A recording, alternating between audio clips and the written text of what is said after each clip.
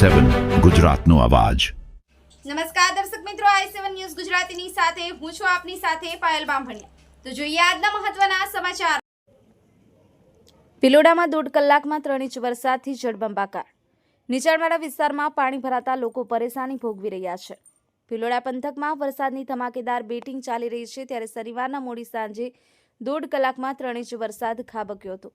આ ભારે વરસાદના કારણે નીચાણવાળા વિસ્તારોમાં પાણી ભરાઈ ગયા છે। શામળાજી રોડ પર આવેલ સાબરસો મિલ આગળ રોડ પર ઢીચણસમાં પાણી ભરાતા વાહન વ્યવહાર ઠપ થયો હતો અને પાસે આવેલ પરમારવાસમાં પાણી ભરાતા લોકોને ભારે હાલાકી ભોગવવી પડી રહી છે।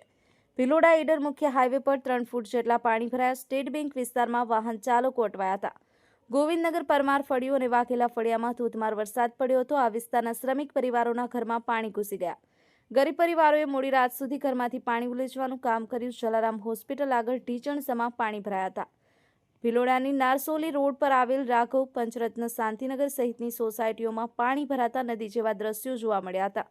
સ્થાનિક ગ્રામ પંચાયત દ્વારા પાણીનો યોગ્ય નિકાલ ન કરાતા નીચાણવાળા વિસ્તારોમાં પાણી ભરાતા લોકોને ભારે હાલાકી ભોગવવી પડી રહી હતી।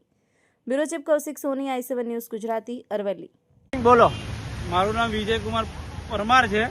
અહીં પરમાર ફળિયામાં જ રહું છું હું। આજે જોરદાર વરસાદ પડ્યો છે, એના કારણે અમારા અવર જવરનો રસ્તો આખો બ્લોક થઈ ગયો છે અને આ હર સાલ આ પ્રોબ્લેમ બને છે સાહેબ। અમારે અત્યારે અવર જવર માટે બહુ તકલીફ પડે છે, બરાબર। અહીંથી અમે બજારમાં, ખેતરમાં બાળકોને સ્કૂલે મેળવા બધો અમારો એક જ રસ્તો છે। અત્યારે હાલ આ પરમાર ફળિયું, વાઘેલા સમાજ છે, વણકર સમાજ છે, આ બધાને અવર જવર માટે બહુ જ તકલીફ પડી રહી છે।